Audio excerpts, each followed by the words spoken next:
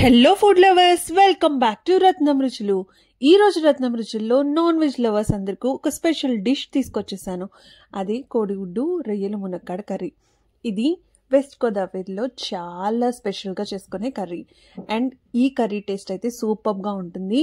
And ఈ మునక్కాడ రొయ్యలు అలాగే ఎగ్స్ కాంబినేషన్ చాలా బాగుంటుంది. మీరు ఎప్పుడైనా ట్రై చేయకపోతే ఇలా ఒకసారి ట్రై చేసి చూడండి, చాలా టేస్టీగా ఉంటుంది. అండ్ వేడి వేడి అన్నంలో ఈ కర్రీ కలుపుకొని తింటే చాలా బాగుంటుందండి.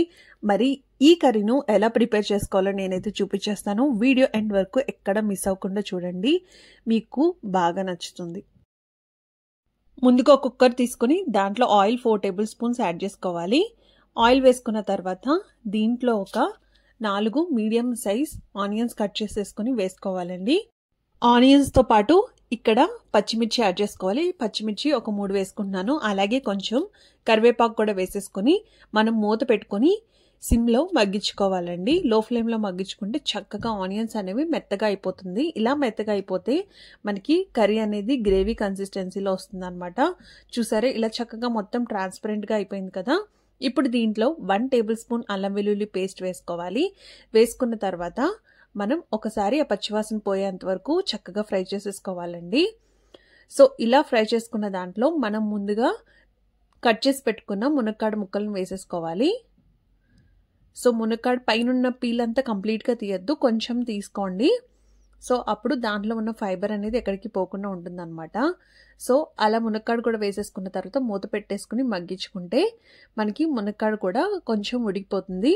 ఇప్పుడు నేను ప్రాన్స్ వేసుకుంటున్నాను. ప్రాన్స్ చక్కగా క్లీన్ చేసేసుకొని ఉప్పు అలాగే పసుపు వేసుకొని ఆగిలి పట్టించుకున్నానండి. సో ఇలా ఆగిలి పట్టించుకుంటే మనం ఫ్రిడ్జ్లో కూడా చాలా రోజుల పాటు స్టోర్ చేసుకోవచ్చు. మనకి ఎప్పుడు కావాలంటే అప్పుడు కుక్ చేసుకోవచ్చు అనమాట.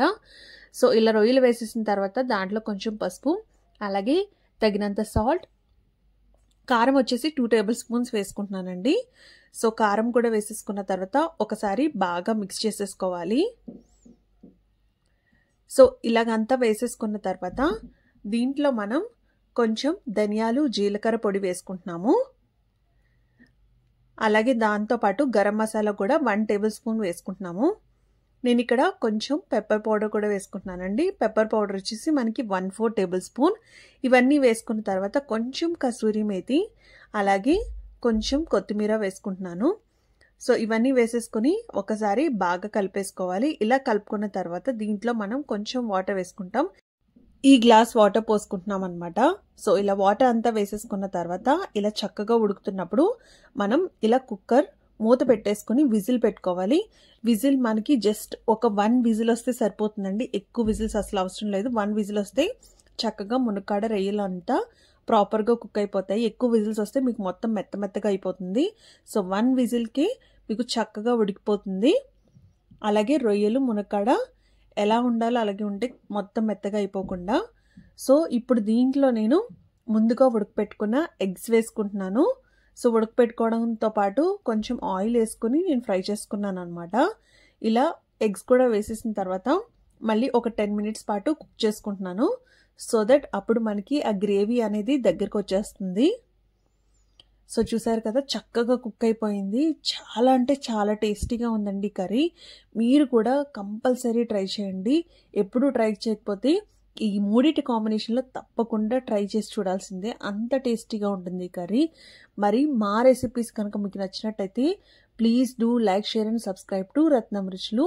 మరిన్ని ఇంట్రెస్టింగ్ అండ్ టేస్టీ రెసిపీస్ కోసం చూస్తూనే ఉండండి. Thanks for watching. Bye. See you in next video.